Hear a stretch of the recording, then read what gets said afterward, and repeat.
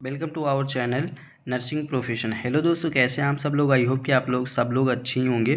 तो आज जो मैं इस वीडियो में बात करने वाला हूं वो सीनेट इंट्रेंस एग्ज़ाम के बारे में बात करने वाला हूं, जिसमें हम पूरी जानकारी लेंगे कि फॉर्म कब से फिलअप होने वाला है, उसमें फॉर्म फिल करने की प्रोसेस क्या होती है, उसकी एलिजिबिलिटी क्या होती है, उसमें कौन कौन से स्ट्रीम के बच्चे फॉर्म को अप्लाई कर सकते हैं और मिनिमम कितना मार्क्स होना चाहिए उसके लिए, और किस कैटेगरी के अनुसार उसमें जो फ़ीस लगती है फॉर्म कॉस्ट वो कितना होने वाला है। इसमें इन सब टॉपिकों के बारे में हम डिस्कस करेंगे और ये भी हम डिस्कस करेंगे कि कौन कौन से सिटीज़ में या कौन कौन से डिस्ट्रिक्ट्स में जो गवर्नमेंट कॉलेजेस हैं वो अवेलेबल हैं, उसके नाम्स क्या क्या हैं और एज क्राइटेरिया क्या होने वाला है। मिनिमम कितने एज के स्टूडेंट जो होते हैं फॉर्म को इसको अप्लाई करके बीएससी नर्सिंग में एडमिशन ले सकते हैं, और फॉर्म को कैसे स्टेप बाय स्टेप फॉर्म को अप्लाई कर सकते हैं। और ये भी हम डिस्कस करेंगे कि कौन कौन से मोड के थ्रू, ऑनलाइन या फिर ऑफलाइन मोड के थ्रू हम कैसे फॉर्म को अप्लाई कर सकते हैं। इन सभी टॉपिकों के बारे में हम आज डिटेल में इस वीडियो में जानने वाले हैं।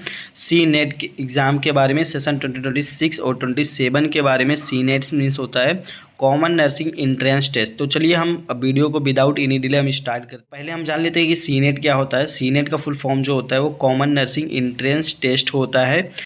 4 से 5 गवर्नमेंट यूनिवर्सिटीज़ द्वारा ये एग्ज़ाम कंडक्ट कराया जाता है for the admission of BSc nursing, यानी कि बीएससी नर्सिंग में एडमिशन लेने के लिए या फिर स्टूडेंट को एडमिशन पाने के लिए सी नेट इंट्रेंस एग्ज़ाम कंडक्ट कराया जाता है, जिसके थ्रू स्टूडेंट फॉर्म अप्लाई करके और एग्ज़ाम को क्वालिफाइड करके और बीएससी नर्सिंग कोर्स में एडमिशन ले सकता है। वो डिपेंड्स करता है कि उसके मार्क्स कितने हैं। अगर वो अच्छे स्कोर करता है तो उसको गवर्नमेंट सीट मिलती है मिनिमम फ़ीस में, और अगर अच्छे मार्क्स नहीं ऑब्टेन कर पाता है फिर भी अगर वो काउंसलिंग के लिए क्वालिफाइड है तो वो भी एक प्राइवेट कॉलेज और प्राइवेट सीट पा सकता है, जिसकी मिनिमम फ़ीस पर ईयर की 1,20,000 से 1,50,000 के आसपास अप्रॉक्स हो सकती है पर ईयर। तो चलिए अब हम बात कर लेते हैं कि इसमें कौन कौन से कॉलेजेस कंडक्ट कराते हैं इस इंट्रेंस एग्ज़ाम को। तो इसमें जो कॉलेजेस दिया गया है, हम आप लोग को जो ये वीडियो दिखा रहे हैं वो हम SGPGI और KGMU ABBMU यानी कि अटल बिहारी वाजपेयी मेडिकल यूनिवर्सिटी की ऑफिशियल वेबसाइट पे जाके ये सारे डाटा को एकदम जेन्युइन 100% जो एग्जैक्ट है उसी को हम प्रोवाइड करेंगे आप लोगों को नॉलेज। तो चलिए हम इसमें देख लेते हैं कौन कौन से कॉलेजेस इस इंट्रेंस एग्ज़ाम को कंडक्ट कराते हैं। तो इसमें जो कॉलेजेस दिए गए हैं वो फर्स्ट कॉलेज जो हमारा है वो ABBMU यानी कि अटल बिहारी वाजपेयी मेडिकल यूनिवर्सिटी है। सेकेंड पे हमारा आता है SGPGIMS जो कि लखनऊ में सिचुएटेड है। थर्ड पे हमारा KGMU जो कि टॉप 1 में आता है, यूपी के टॉप 1 कॉलेजों में से एक, यानी कि king George medical university. Third पे जो हमारा आता है वो है RMLIMS लखनऊ में जो कि सिचुएटेड है। और पांचवा जो कॉलेज है हमारा वो है UPUMS, और जो हमारा लास्ट कॉलेज है वो LLRM करके है। तो ये सारे 5 यूनिवर्सिटीज़ हैं जो कि ये इंट्रेंस एग्ज़ाम कंडक्ट कराती हैं। तो इसमें जो हमारा ये बायोडाटा जो दिया गया है वो सेशन 2025 का दिया गया है, उसके थ्रू मैं आप लोगों को समझाऊंगा। और लास्ट में हम इस पे भी बात करेंगे कि सेशन 2026 का फॉर्म कब तक आने वाला है। बस इसमें मैं आप लोगों को ये बताना चाहता हूँ कि इसकी पूरी जानकारी देना चाहता हूँ, कौन सा कॉलेज कंडक्ट कराता है, फॉर्म कैसे आप फिल कर सकते हैं, इसकी डेट कब आने वाली है, एज क्राइटेरिया क्या है, कौन से स्ट्रीम के बच्चे इसमें फॉर्म अप्लाई कर सकते हैं, इसी के बारे में। तो चलिए हम नीचे देखते हैं। तो आप लोगों को फॉर्म अप्लाई करने के लिए ऑफिशियल वेबसाइट पे चले जाना है, जो कि ऑफिशियल वेबसाइट है www.abbmuup.edu.in पे जाना है अगर आप लोगों को फॉर्म अप्लाई करना है सी नेट का। देन उसके बाद में वहाँ से आप लोगों का फॉर्म ओपन हो जाएगा, वहाँ से आप फॉर्म अप्लाई कर सकते हैं। तो चलिए हम अनदर थिंग के बारे में बात कर लेते हैं। इस वीडियो में हम इन सभी टॉपिकों के बारे में बात करेंगे। जनरल इन्फॉर्मेशन हमारा दिया गया है जिसमें एग्ज़ामिनेशन फ़ीस के बारे में, एलिजिबिलिटी, एज, मिनिमम क्वालिफ़िकेशन क्या होना चाहिए। देन उसके बाद में फिर हम बात करने वाले हैं इंस्ट्रक्शन के बारे में। हम फाइनली बात करेंगे कि instruction to candidates for filling online application form, मतलब फॉर्म फिल करते समय किन किन बातों को ध्यान में रखना है। तो चलिए हम देखते हैं कि आगे क्या हमारा प्रोसेस है। यहाँ से हमारा स्टार्ट होता है जनरल इन्फॉर्मेशन, जिसमें दिया गया है अटल बिहारी वाजपेयी मेडिकल यूनिवर्सिटी द्वारा ये इंट्रेंस एग्ज़ाम कंडक्ट कराया जाता है, जो कि ये उत्तर प्रदेश लेवल पे यानी कि स्टेट लेवल पे है। इस conducting the common nursing entrance test for the admission to BSc nursing course, जो कि 4th ईयर्स का एक डिग्री कोर्स होता है, फॉर एकेडमिक सेशन 2025 और 26, जिसमें दिया गया है all governments and private nursing colleges affiliated होते हैं। हमने प्रीवियस में ये भी बात किया है कि जिसमें गवर्नमेंट और प्राइवेट दोनों इंक्लूडेड होते हैं। जिसमें हमारा जो गवर्नमेंटेड आता है, गवर्नमेंट ये सारे कॉलेजेस हमारे जो 4-5 कॉलेज हैं ये सब हमारे गवर्नमेंट सीट के अंडर में आते हैं। अब इसमें जो फर्स्ट ऑप्शन में दिया है all student in BSc nursing course in the above institution universities for the academic session will be done throughout this common nursing interest test only. Direct admission in above institute will be allowed. इसका मतलब है कि इन जो भी जितने भी colleges हैं या फिर बीएससी नर्सिंग में आपको एडमिशन लेना है किसी भी इंस्टीट्यूट या फिर यूनिवर्सिटीज़ में, एकेडमिक सेशन वो चाहे 25 हो या फिर 26, 27, किसी भी सेशन में आपको अगर लेना है तो सीनेट के थ्रू ही आपको एडमिशन मिल सकता है। नो डायरेक्ट एडमिशन, मतलब कि डायरेक्ट एडमिशन आपको कहीं भी नहीं मिल सकता, कोई भी इंस्टीट्यूट या फिर यूनिवर्सिटी है। सेकंड पे हमारा जो दिया है centres for common nursing entrance test will be available in following cities. ये जितने भी सिटीज़ दिए गए हैं ये सारे इन सिटीज़ में अवेलेबल है गवर्नमेंट कॉलेजेस, और यहाँ पे आप गवर्नमेंट या प्राइवेट सीटें दोनों अवेलेबल होती हैं। अब चलिए हम नेक्स्ट पे बात कर लेते हैं। Entrance test will be conducted in offline mode and will be bilingual. इसका मतलब है कि एंट्रेंस एग्ज़ाम जो टेस्ट कंडक्ट कराया जाता है वो ऑफलाइन मोड में कंडक्ट कराया जाता है, और वो बोथ लैंग्वेज में होता है, यानी कि हिंदी और इंग्लिश दोनों में होता है। सबसे प्लस पॉइंट ये होता है कि स्टूडेंट को हिंदी किसी को आता है अच्छे से लेकिन इंग्लिश नहीं आता है, इंग्लिश में वो बच्चा वीक होता है, तो उसमें बाई लैंग्वेज दिया गया है, तो वो सबसे प्लस पॉइंट होता है। अब हमारा 4th पॉइंट पे जो दिया गया है वो application form should be filled throughout online mode, मतलब कि आप इस फॉर्म को सीनेट को ऑनलाइन मोड से ही फॉर्म को अप्लाई कर सकते हैं, इसमें ऑफलाइन फॉर्म को अप्लाई करने का कोई ऑप्शन नहीं है। चलिए हम नेक्स्ट पे बात कर लेते हैं। नेक्स्ट हमारा जो 5th पॉइंट है, no application form shall be received by post और एनी अदर मीन्स।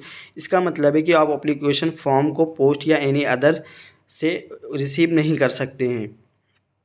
अब नेक्स्ट हमारा जो 6th पॉइंट है वो लिखा है online application form for common nursing entrance test for admission to BSc nursing 4th year for academic session will be available on university website. इसका मतलब है कि जो बीएससी नर्सिंग का सीनेट का फॉर्म अप्लाई किया जाता है वो इस वेबसाइट पे अवेलेबल रहेगा।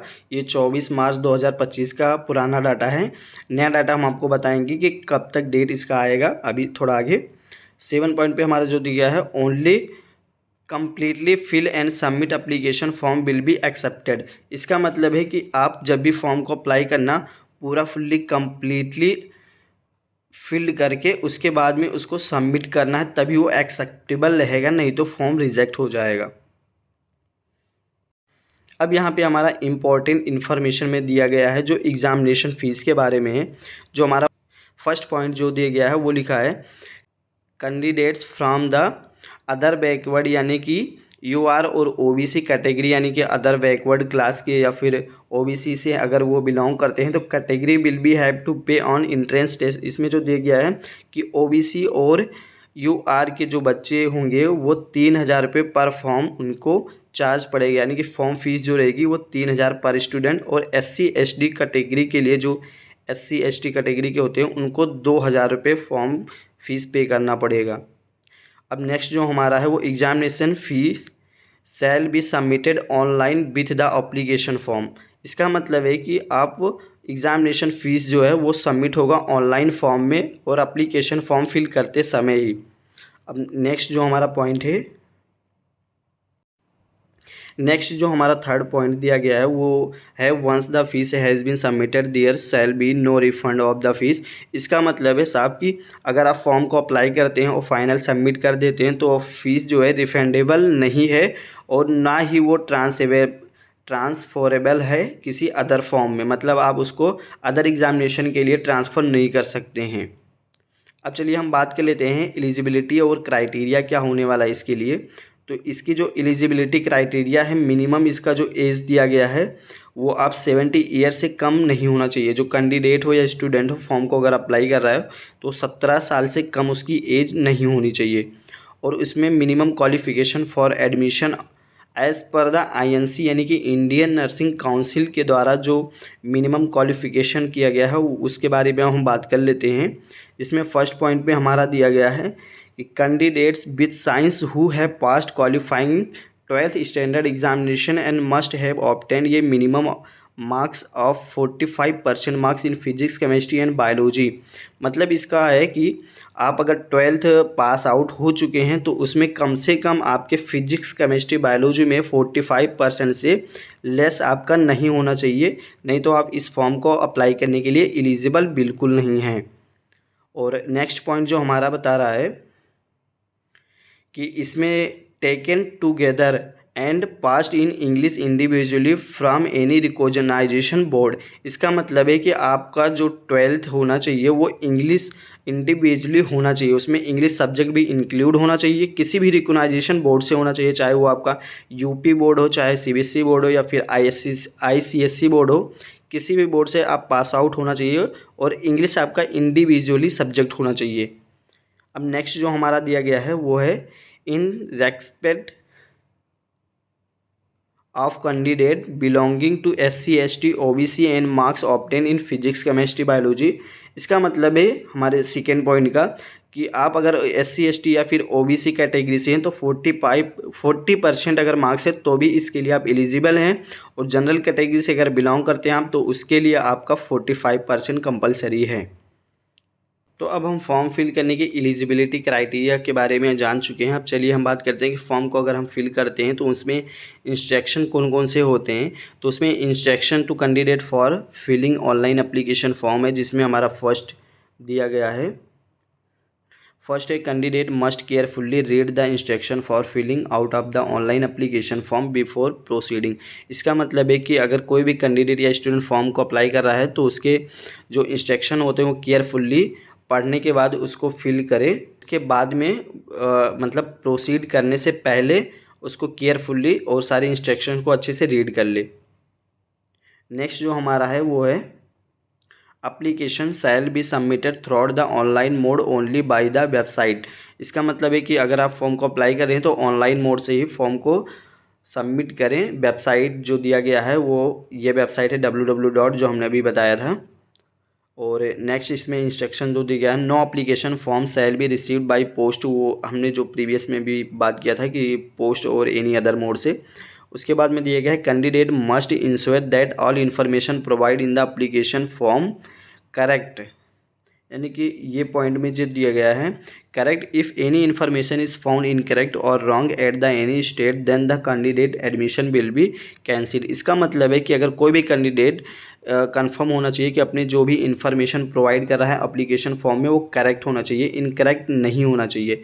नहीं तो उसका जो इन्फॉर्मेशन अगर इनकरेक्ट पाया जाता है या फिर रॉन्ग पाया जाता है, अदर स्टेट का अगर कुछ भी पाया जाता है तो उसका एडमिशन कैंसिल हो सकता है। तो ऐसी लापरवाही मत करना। आप फॉर्म अप्लाई करते टाइम कोई भी जो इन्फॉर्मेशन आप फिल करना वो वैलिड होना चाहिए, इनवैलिड नहीं होना चाहिए। अब नेक्स्ट जो दिया गया है इंस्ट्रक्शन वो हमारा है admission to BSc nursing course for all government and private nursing colleges affiliated to ABBMU and SGPGIMS Lucknow. ये सारे कॉलेजेस इसमें दिए गए हैं कि ये colleges will be done throughout. हमने अभी वीडियो की स्टार्टिंग में ही बात किया था कि कौन कौन से कॉलेजेस एफिलेटेड होते हैं, जिसमें ABBMU ये कॉलेज, KGMU हो गया, UPUMS RMLI हो गया, और ये सारे कॉलेजेस ये CNET इंट्रेंस एग्ज़ाम कंडक्ट कराते हैं। नेक्स्ट इंस्ट्रक्शन जो हमारा है वो है it is hereby inform that if any application has provide false information slowly for the purpose of appearing in the examination for practice or any other purpose the application will be debarred from entrance exam in futures। इसका मतलब है वही कि मतलब आप अगर कोई भी इंफॉर्मेशन गलत पाया जाता है या कुछ भी ऐसा कुछ है तो उस पर एक्शन लिया जाएगा, यही सब इसका मतलब है। अब चलिए हम नेक्स्ट देखते हैं। नेक्स्ट जो इंस्ट्रक्शन दिया गया है वो मोस्ट इम्पॉर्टेंट है, जिसमें दिया गया है candidate should register from personal email ID and mobile number only as all information और communication will be send on the registered email address and mobile. इसका मतलब है कि अगर आप फॉर्म को अप्लाई करते हैं तो उसमें पर्सनल अपना खुद का ईमेल आईडी होना चाहिए, खुद का मोबाइल नंबर होना चाहिए, फैमिली के किसी भी मेंबर का नहीं होना चाहिए। और ये communication will be send on the registered email, मतलब अगर कोई भी इन्फॉर्मेशन आपका एडमिशन या पेपर से रिगार्डिंग या एडमिट कार्ड कब जारी होगा इसके रिगार्डिंग उस पर मैसेज आएगा, तो इसीलिए वो कैंडिडेट का ही मोबाइल नंबर और ईमेल आईडी होना चाहिए। और इसमें दिया गया है कि they should also not share their registration number, मतलब अपनी रजिस्ट्रेशन नंबर को किसी और को शेयर नहीं करना चाहिए, उसको कॉन्फिडेंसली रखना है with any other person for the security, मतलब सिक्योरिटी पर्पज़ के लिए इसको किसी और को सेंड नहीं करना है, ना किसी को बताना है। और नेक्स्ट जो दिया गया है, नेक्स्ट है registered candidates email mobile and registration ID will be used for all communication and will B required for the obtaining the admit card result counseling detail allotment letter and admission etc। मतलब जो इसमें दिया गया email number और mobile number जो आप डालेंगे email ID वगैरह कम्युनिकेशन के लिए वो रिक्वायर्ड होगा एडमिट कार्ड के लिए, रिज़ल्ट के लिए, काउंसलिंग के लिए, मतलब अलॉटमेंट तक आपका एडमिशन तक वही सारा फिल होगा डाटा। उसके बाद में अब चलिए हम डिस्कस कर लेते हैं कि उसमें फॉर्म अप्लाई करते समय कौन कौन से स्टेप से गुजरना पड़ेगा, कौन कौन सा स्टेप फर्स्ट टाइम आपको करना है, कौन से स्टेप के बाद कौन सा स्टेप आएगा। जिसमें आपको स्टेप और online form filling follow chart, इस चार्ट के थ्रू आपको फॉलो करना है, जिसमें फर्स्टली आपको रजिस्ट्रेशन करना होगा, देन उसके बाद में आप लोगों को login and application form filling करना होगा, देन फिर अपना पर्सनल जो इन्फॉर्मेशन होता है अपना नाम एज वगैरह ये सब फिल करना है। देन उसके बाद में आप लोगों को एड्रेस फिल करना है, फिर उसके बाद आप लोगों को एजुकेशन क्वालिफ़िकेशन इसमें फिल करना है, जिसमें आप लोगों को सेंट्रल सिटी चूज करना है, फ़ोटो सिग्नेचर इसमें और वेरिफिकेशन सीट वगैरह करना है। फिर उसके बाद में आप लोगों को बैंक डिटेल एंड फॉर्म करना है, फिर लाइव फ़ोटो अपलोडिंग करना है और उसके बाद में फ़ीस सबमिशन आप लोगों को इतना प्रोसेस करने के बाद में फ़ीस सबमिट करने का ऑप्शन यहाँ पे आएगा। देन उसके बाद में फ़ाइनल फॉर्म सबमिशन, उसके बाद आपको फाइनल फॉर्म को सबमिट कर देना है। यहाँ पे दिया गया है कि step for filling application form, यहाँ पे आपका स्टेप बाय स्टेप दिया गया है कैसे कैसे आप फॉर्म को अप्लाई कर सकते हैं, जिसमें लिखा है candidates should visit the official website Atal Bihari Vajpayee medical university के थ्रू आप यूपी ये वेबसाइट जो यहाँ पे दिया गया है www. इस पर क्लिक करके और कॉमन नर्सिंग एंट्रेंस टेस्ट के बारे में आप लिंक पे जाके वहाँ से फॉर्म अप्लाई कर सकते हैं, जिसमें है candidate should first resistor by the clicking button for the BSc nursing. इसमें आप पढ़ सकते हैं जो कि ऐसे दिया गया। फर्स्टली आपको अपना नाम वगैरह जो हाई स्कूल इंटर की मार्कशीट में दिया गया है उसको फिल करना है, फिर अपना मिडिल नेम और लास्ट नेम फिल करना है, फिर फादर्स नेम का डिटेल फिल करना है, मदर्स नेम। देन उसके बाद में आपका डेट ऑफ बर्थ जो डालना रहेगा उसमें वो आपका जो 10th और 12th के मार्कशीट में है उसी को डालना है। देन उसके बाद में आप लोगों को जेंडर सेलेक्ट करके ईमेल एड्रेस और फ़ोन नंबर ये दोनों आपको डिटेल फिल करना है। देन उसके बाद में आप लोगों को व्हाट्सअप नंबर भी एक उसमें होना कंपलसरी है कि आपका अगर ईमेल और जो है फ़ोन नंबर में अगर नेटवर्क इशू है या कुछ है तो आपको व्हाट्सअप के थ्रू भी इंफॉर्मेशन प्रोवाइड किया जा सके, एडमिट कार्ड और आपका एग्ज़ाम कब है इसके लिए। फिर उसके बाद सब कैटेगरी आपको चूज़ करना रहेगा फॉर्म में। फिर उसके बाद में दिया गया है हमारा नेक्स्ट 1.4 पे candidate should preview the filled information and confirm the same before proceeding to final submission of registration information. मतलब इसका है कि अगर आप इतनी सारी डिटेल अपनी पूरी फाइनली कंप्लीट कर दें तो एक बार उसके फिर से प्रीव्यू मतलब फिर से आप देख लीजिए फॉर्म को कि सारे जो डाटा आप फिल किए हैं वो वैलिड है और कोई इनकरेक्ट तो नहीं है। देन उसके बाद में आप प्रोसीड कीजिए फाइनल सबमिशन के लिए। उसके बाद में नेक्स्ट पॉइंट जो हमारा दिया गया है वो है after confirming the information the candidate will receive two separate verification OTR on their registered email और mobile. Candidate has to ensure that the correct mobile OTP an email OTP or submit. This is mandatory step for successful registration of the candidate. इसका मतलब है कि आप अगर form को apply करते हैं तो आप जो अपना ईमेल डालेंगे उसमें और मोबाइल नंबर डालेंगे, वो कंफर्म करने के लिए एक OTP जाएगा उस पर, जिससे mandatory step for successful registration आपका कंप्लीट हो गया है ये पता करने के लिए। देन उसके बाद में दिया गया है one primary mobile number and email once verified can be used for ये सिंगल रजिस्ट्रेशन ओनली। ये सारे प्रोसेस हैं आपके फॉर्म अप्लाई करने का। अगर हम ज़्यादा डिटेल में आप लोगों को बताएंगे तो ये वीडियो काफ़ी लंबा हो सकता है, इसीलिए बस आप लोगों को बड़ी बड़ी चीज़ें हम बता देते हैं, जिसमें उसके बाद में ये सारी प्रोसीड करने के बाद में फाइनली आप लोगों को अपना इस तरह का एक फ़ोटो ऐड करना होगा विथ सिग्नेचर के साथ। आपका सिग्नेचर भी होना चाहिए और नीचे ये जो दिया गया है DMY यानी कि डेट, दिन, महीना और ईयर भी अपना डेट ऑफ बर्थ डालना रहेगा।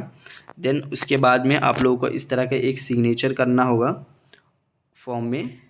उसके बाद में आपका फॉर्म जो है एक्सेप्ट होगा। ये सारे फॉर्म कंप्लीट हो चुके हैं। किस तरह आपको करना है ये आगे का जो डाटा दिया गया है वो एडमिट कार्ड के बारे में दिया गया है, तो हम उतना तक डिस्कस नहीं करेंगे इस वीडियो में क्योंकि वीडियो काफ़ी लंबा हो चुका ऑलरेडी। तो आप इस तरीके से आप अपना सीनेट का फॉर्म अप्लाई कर सकते हैं, जिसमें हमने पूरी जानकारी आप लोगों को फुल डिटेल दे दिया है। और ये PDF हम अपने वीडियो के डिस्क्रिप्शन में डाल देंगे, जहाँ से जाके आप इस PDF को डाउनलोड करके और अच्छे से इसको रीड कर लीजिएगा एक बार, जिससे आप फॉर्म अगर अप्लाई करते हैं तो उसमें कोई गलती ना हो। तो चलिए अब हम बात कर लेते हैं कि सीनेट एंट्रेंस एग्ज़ाम का जो फॉर्म आने वाला है सेशन 2026 और 27 के लिए, उसकी डेट क्या होने वाली है। तो मार्च के लास्ट वीक में 28 मार्च से लेके और 31 मार्च के बीच में आने वाला है। अभी कोई डेट कंफर्म एग्जैक्ट नहीं है, लेकिन 28 से 31 के बीच में इसका फॉर्म 100% आ जाएगा। जैसे ही इसका फॉर्म आता है हम आप लोगों को वीडियो के माध्यम से प्रोवाइड कर देंगे। और अगर आप IIT, सीनेट या फिर JEE कब या फिर नीट एंट्रेंस एग्ज़ाम का प्रिपरेशन कर रहे हैं तो हमारे इस चैनल पे फिजिक्स, केमिस्ट्री और बायोलॉजी के क्लासेस रेगुलर 1 वीडियो अपलोड होते हैं, जहां से जाके आप उसको वॉच करके और अपनी प्रिपरेशन को एक बेटर गाइडेंस दे सकते हैं और अपने प्रिपरेशन को आप अच्छे से कंटिन्यू रख सकते हैं, जिसमें हमने मोस्ट इम्पॉर्टेंट क्वेश्चन को अपने वीडियो में ऐड करते हैं। जो मोर रिपीटेड क्वेश्चंस होते हैं IIT और सीनेट एंट्रेंस एग्ज़ाम और नीट में बार बार रिपीटेड क्वेश्चंस होते हैं, उसी को हम अपनी वीडियो में इंक्लूड करते हैं। आई होप कि आप लोगों को ये इन्फॉर्मेशन आप लोगों के लिए हेल्पफुल। अगर आप हमारे चैनल को फर्स्ट टाइम विजिट कर रहे हैं तो हमारी वीडियो को लाइक कर दीजिए और चैनल को सब्सक्राइब कर लीजिए और बेल आइकन को प्रेस कर लीजिए, जिससे हमारी वीडियो का नोटिफिकेशन आप तक पहुंचता रहे। चलिए मिलते हैं नेक्स्ट वीडियो में, जब तक के लिए जय हिंद, जय भारत।